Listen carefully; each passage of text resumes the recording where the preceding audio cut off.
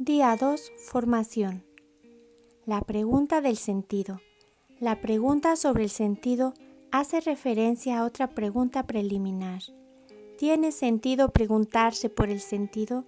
¿No es insensata la búsqueda de sentido? Freud dijo que ponerse la pregunta del sentido era señal de una enfermedad psicológica. En el momento en que uno se interroga por el sentido y el valor de la vida, ya está enfermo. Es el momento cuando uno reconoce que tiene una libido no satisfecha. Para él, ponerse la pregunta del sentido es una señal cierta de enfermedad. La metafísica, que pone la pregunta sobre el sentido del ser, sería una ciencia que nace ya enferma. Pero ¿es cierto que la pregunta sobre sentido es signo de enfermedad?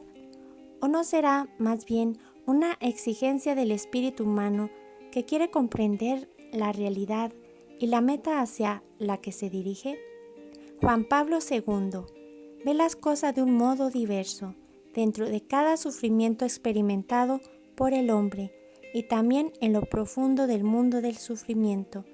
Aparece inevitablemente la pregunta ¿por qué? Es una pregunta acerca de la causa, la razón, una pregunta acerca de la finalidad, ¿para qué? En definitiva, acerca del sentido. La pregunta del sentido es una pregunta de alcance metafísico, ligada a la posibilidad de poder encontrar la verdad, al hecho de si es posible o no alcanzar una verdad universal y absoluta, porque cada uno quiere y debe conocer la verdad sobre el propio fin. Si se puede definir al hombre como aquel que busca la verdad, entonces también busca la verdad sobre el sentido de su vida y esta pregunta se vuelve especialmente aguda en las experiencias de sufrimiento. Algunos sostienen que es imposible dar un sentido al sufrimiento, que éste puede ser solo vivido o, a lo sumo, domesticado. Pero si el sufrimiento no tiene significado ni sentido, entonces puede llegar a ser insoportable. El único modo de soportar la vida, dijo Harvey, un gran cirujano del cerebro, es siempre tener un fin por el que vivir. Si la pregunta sobre sentido se pone en momentos particularmente intensos de la vida de una persona, se vuelve especialmente aguda cuando el sufrimiento toca la puerta de nuestro hogar o a la de aquella persona que amamos. La pregunta del párroco de un pueblo italiano cuya escuela llena de niños fue arrasada a causa de un terremoto. Señor, ¿dónde estabas cuando se derrumbaba de la escuela? Se convierte en los labios del hombre doliente. Señor, ¿dónde estás cuando sufro? Es cierto que hace falta saber aceptar el sufrimiento, aliviarlo, aprender a vivir con él, pero para eso hace falta darle un sentido. A veces este sentido no será el fruto de un discurso filosófico imposible de sostener en algunas condiciones físicas o psíquicas.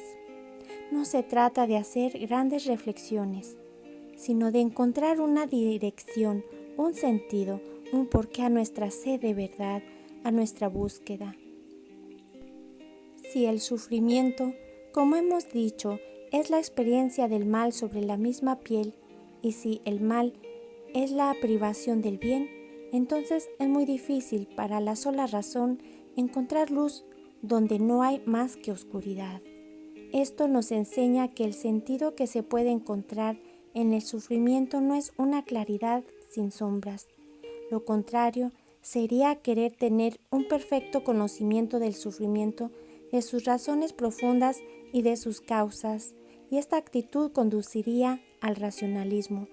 La razón no puede tener una total inteligencia del sufrimiento. Nos supera. El sufrimiento está enraizado en el misterio del mal y el pecado. En el plan originario de Dios, el hombre no fue creado para la muerte ni para el sufrimiento. Dios creó al hombre para la incorruptibilidad, le hizo imagen de su misma naturaleza, mas por envidia del diablo entró la muerte en el mundo y la experimentan los que le pertenecen. El sufrimiento representa un verdadero escándalo para nuestra razón, pero este límite no quiere decir que sea inútil o imposible encontrar un sentido al sufrimiento, sentido que tiene que buscarse en la vocación fundamental del hombre al amor. El amor es también la fuente más rica sobre el sentido del sufrimiento, que es siempre un misterio. Somos conscientes de la insuficiencia e inadecuación de nuestras explicaciones. El camino del amor, el primer mandamiento de la ley divina gira alrededor del amor. Escucha, Israel, Yahvé nuestro Dios es único. Amarás a Yahvé, tu Dios, con todo tu corazón, con toda tu alma y con toda tu fuerza. Queden en tu corazón estas palabras que yo te dicto hoy. Este primer mandamiento nos enseña que la vocación del hombre es la del amor y se puede dar un sentido a esta experiencia del mal que es el sufrimiento solo mediante el amor. La vida de Cristo ha sido una revelación continua de esta verdad. El Hijo de Dios ha tomado un cuerpo de la Santísima Virgen para enseñarnos el ejemplo a seguir. En su actividad mesiánica en medio de Israel, Cristo se acercó incesantemente al mundo del sufrimiento humano. Pasó haciendo el bien, y este obrar suyo se dirigía ante todo a los enfermos y a quienes esperaban ayuda. Solo Cristo nos revela en plenitud este camino del amor. Nos dice que el hombre no puede vivir sin amor. El amor revela el sentido de la vida, y el amor no es sino el encuentro con otra persona en el don total de uno mismo. El amor es donación, donación de la persona, una donación gratuita e incondicional. Cristo ha revelado la grandeza del amor sobre la cruz. La cruz es la inclinación más profunda de la divinidad hacia el hombre y todo lo que el hombre, de modo especial en los momentos difíciles y dolorosos, llama su infeliz destino. La cruz es como un toque del amor eterno sobre las heridas más dolorosas de la existencia terrena del hombre. La pasión de Cristo nos habla de un amor incondicional, de un don absoluto de sí mismo.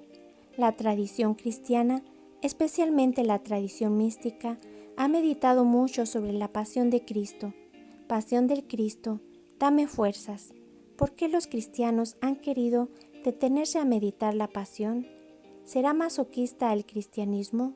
¿Dará al sufrimiento un peso excesivo? La negación de sí mismo que propone su ascética no aplasta a la persona humana. Ciertas expresiones no pueden entenderse sino en la óptica de un amor apasionado, como el de Santa Teresa del Niño Jesús, quien afirma: al día siguiente de mi primera comunión, las palabras de Marie me volvieron al pensamiento. Sentí nacer en mi corazón un gran deseo de sufrir y al mismo tiempo la íntima convicción de que Jesús me reservaba un gran número de sufrimientos. El sufrimiento se convirtió en mi atractivo. Tenía un atractivo que me hechizaba sin explicármelo. Hasta entonces había sufrido sin querer el sufrimiento. Desde ese día sentí por él un verdadero amor. Fuera del contexto de amor, hasta la locura en que se han pronunciado estas palabras, pierden su sentido y su peso. Más aún, se podría considerarlas como fruto de una forma de represión psicológica, pero si se leen en el contexto en que se han escrito, entonces son de una luminosidad incomparable, porque Santa Teresa se muestra como una mujer que ama a Dios con toda la pasión de su corazón y solo porque ama quiere sufrir como expresión de su amor. Es solo a partir del amor que se entiende por qué el sufrimiento puede atraer a una persona. Si no hay amor, el sufrimiento no tiene ningún sentido ni significado.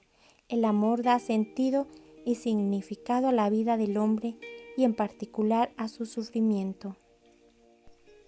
Viktor Frankl cree que en la vida Lo que importa no es si ha estado llena de placeres o de sufrimientos, sino si ha tenido un sentido. Y añade, la existencia humana siempre se proyecta más allá de sí misma, se dirige hacia un sentido. En esta perspectiva, el hombre tiene que actuar en su existencia, no para conseguir el placer o el poder, ni por la realización de sí mismo, sino para alcanzar la plenitud de sentido. Porque el amor da sentido y significado a la vida, es digno de fe, como reza el título de la obra famosa del teólogo Hans Urs. Cuando se mira el mundo con los ojos del amor, aparece como algo totalmente comprensible, porque el amor da la verdadera luz a la inteligencia para mirar en la justa dirección. Como afirmó San Agustín, si amamos, vemos. La oración, mi experiencia del amor de Dios. Modelo de trabajador. Glorioso San José, modelo de cuantos deben trabajar con el sudor de su frente. Conseguidme la gracia de considerar el trabajo como expiación para satisfacer tantos pecados.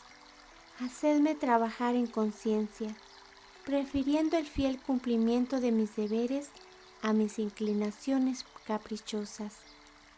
Haced que trabaje con agradecimiento y alegría, poniendo todo mi empeño y honor en aprovechar y desarrollar por medio del trabajo todos los talentos que he recibido de Dios.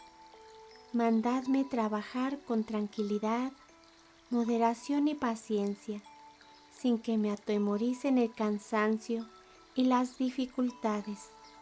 Inspiradme a menudo pensamientos en la muerte y en la cuenta que he de rendir el tiempo perdido, de los talentos malgastados, de las omisiones y de toda vana complacencia en éxitos obtenidos, tan contraria al honor de Dios.